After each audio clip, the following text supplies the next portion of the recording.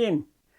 If you saw our earlier video on the Shuttleworth Collection's Parnell Elf, you may recall that John Deane, who had a very successful career in the aeronautical industry in the UK, is in the very privileged position of being a volunteer at both the Shuttleworth Collection in the UK and the Vintage Aviator Collection in New Zealand.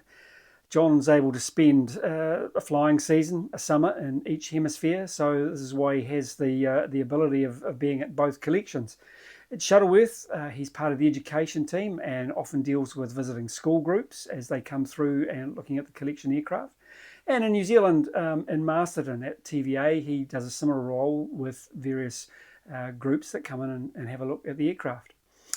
Earlier this year, I had the chance to sit down with John and show him some of the video footage that we shot quite some time ago at Old Warden of the Polikarpov Po-2 aircraft that's now part of the collection. Now, that aircraft was, in fact, at one point here in New Zealand. And so John and I sat down, had a look at that footage, and John was able to update me a little on the history of the aircraft since it left New Zealand and what it does in the UK. My understanding about this airplane. So, as far as I'm aware, it was built in 1944, although people might look at this and think it's from an earlier era. And we might come back to that. But 1944 was then somehow gifted by the Soviet Union to Yugoslav forces, or Yugoslav, I think eventually into Yugoslav club use. Then was purchased out of Eastern Europe to Britain, went for some nature of restoration in America, then went to New Zealand, and then after a period there, came to Shuttleworth and was eventually put back into flying service in about 2011 or thereabouts. It's a remarkable airplane in many ways. It looks as if it ought to have come from a very, very different era. And I suppose in a way it was. It was an original design from the 20s. So yes, Nikolai Nikolaevich Polikarpov, famous for his barrel-shaped fighters, also produced this as a design. Comes into production, into service in the late 20s and the 30s, and only finished production in the 50s. So there were tens of thousands of these aircraft produced. Why were they so successful? So why were they ubiquitous? Well, they were capable of doing many, many things. Originally introduced as a trainer, they did many things different to that come the end of their service, from reconnaissance to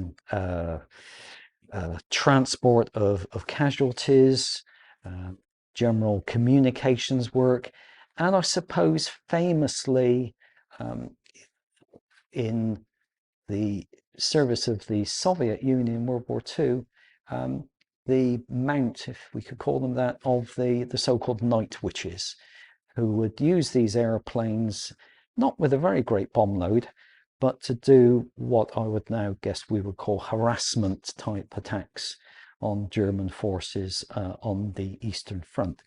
The point being that these aircraft, which were never very fast, I think the top speed of these is around 90 miles an hour, top speed, and general cruising speed probably around 70 miles an hour. So they were never very fast.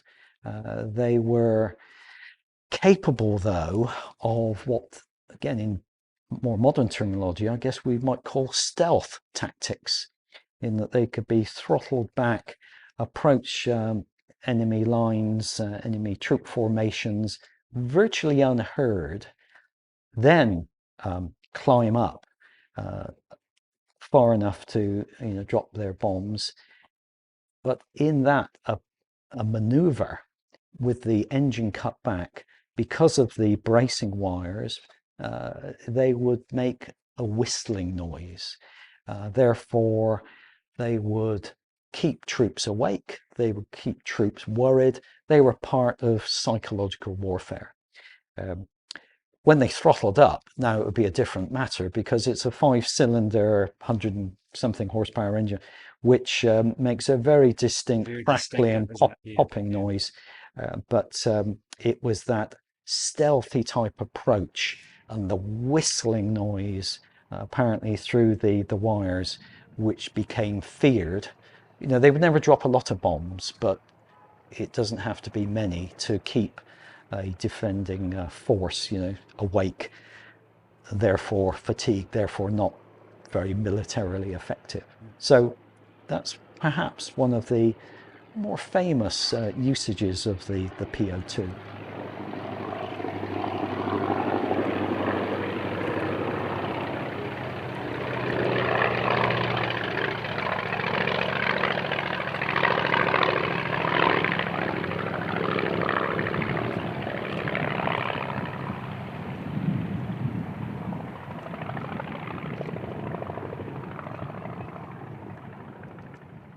Now, am I correct in that it was used for a very similar role by the Chinese during the Korean War? Yes, indeed, and I think the tactics were just the same.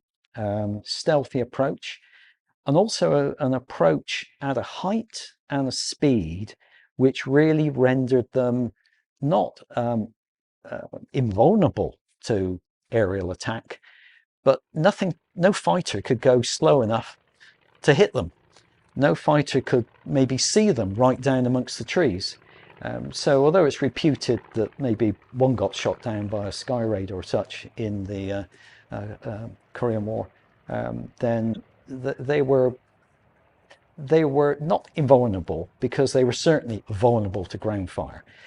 But from air-to-air attack, they had the advantage of slow speed. Well, that's it. I mean, they might be old, they might be slow, but you adjust your tactics to your advantages. Indeed, and yes, it's recorded that one of these put a series of small bombs down on a formation of American aircraft before Pyongyang was overrun, and the Americans were still there at the beginning of the Korean War. Yes, there were a few, I think, Mustangs which were rendered inoperable by an attack of a Po-2. And the footage that we've got here was shot in 2014, so it's still part of the flying collection at Shuttleworth? Yes, as far as I know, here we are 10 years on. It's been a regular feature of displays in recent years. I personally haven't seen it for a while, but of course different collection aircraft get exercised at different times. But I've got no reason to think that it's not, part of what would become the flying program. Of course, the collection aircraft are taken in and out of use for periodic refurbishment and maintenance. Of course they are. Whether it's a feature of the 2024 season, I don't know just at the moment. Excellent. Oh yeah, it was great for me to be able to see this, because I actually followed the restoration work that was going on at Omaka. So that would have been 2003, 2005, that sort of period. I've got footage of the first start of the engine. I think it did fly in New Zealand possibly once. I've certainly seen it taxiing around, but yeah, it was nice to see it displaying at Shuttleworth that night. So. Yes, and if you, as well as seeing it, you would have heard a very characteristic noise. Quite different, I think, to other airplanes in the collection. And yes, indeed, it's not like a smooth Merlin or something like that. I think it's remarkable looking at it. When some people, when they come and visit the collection, and we as guides, we might be talking about different eras of aviation or the use which aircraft are put to. So we would perhaps compare the Po-2 with the Western Lysander. So you've got the Western Lysander, built for Army cooperation, built for special operations, built for close support of Army forces, all the types of things the Po-2 was put to. It wasn't originally designed maybe with that in mind. It was built as a trainer to begin with. and yet the technology in the Lysander from the 30s, where you've got automatically opening flap and slat systems, no pilot input to them, they just open at a particular airspeed. You have forgings which were in the main undercarriage leg system, which were the most complex at the time. So you had a Bristol Mercury engine, probably 6, 7, 8 times the power of what's in the Po-2. Very, very different design solutions to a similar kind of requirement. And yet in the end, tens of thousands of Po-2s were built and 1,500 Lysanders. So a rather different approach to common problems. So as well as people coming to Shuttleworth to see the display and they just enjoy the sight, the sound of the aircraft in the air, one thing we also try to do when we take people around is look at these design comparisons as well. And it's an interesting airplane just because of that. It's so simple in a way you wouldn't believe it. There's no fuel gauge, there's no oil filter, there's lots of things which aren't there, and yet tens of thousands of them were built. Is that a lesson for the designer? I think it might be. It's always frustrated me here for a long time in that, not here at Hood, but in New Zealand in general with air shows. And you will get the air shows saying, oh, we're going to get this fighter from overseas, or we're going to do this. And I think there's huge opportunities missed with the aircraft that are available locally.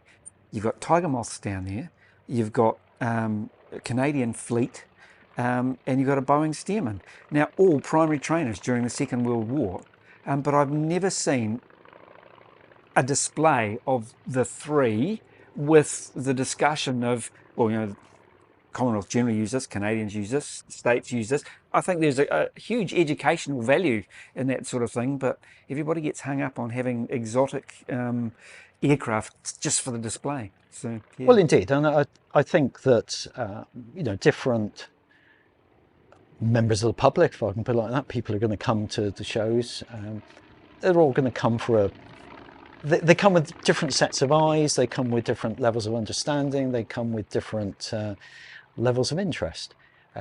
I probably am very much influenced by my several decades in the aerospace industry and latterly in a university teaching environment. So compare and contrast would be very much part of academic approach for me, but it is, I think it is an interesting thing to sometimes just stop, for sure, admire the sleek fighter, the noise of the Merlin engine, the rumble in the ground as maybe a Lancaster flies over, or the more modern jets and such like.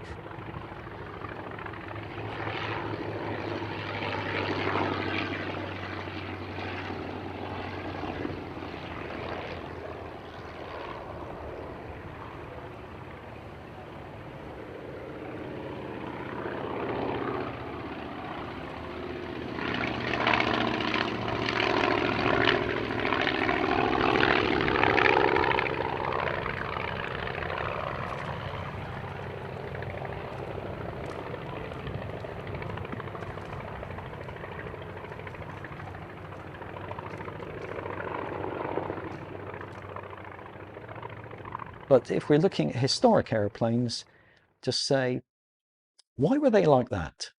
What was it that influenced a British designer to do this, and a Canadian designer to that, an American designer to do the other? In the context, and even within the same general requirements, let's say, here at Hood.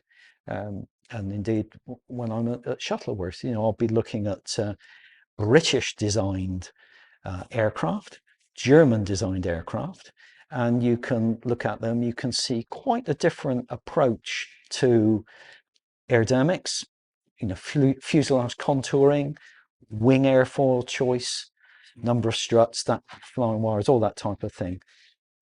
at the time, the designers in Farnborough, the designers in Göttingen, they all had the same probable understanding of physics, and yet they came up with different approaches.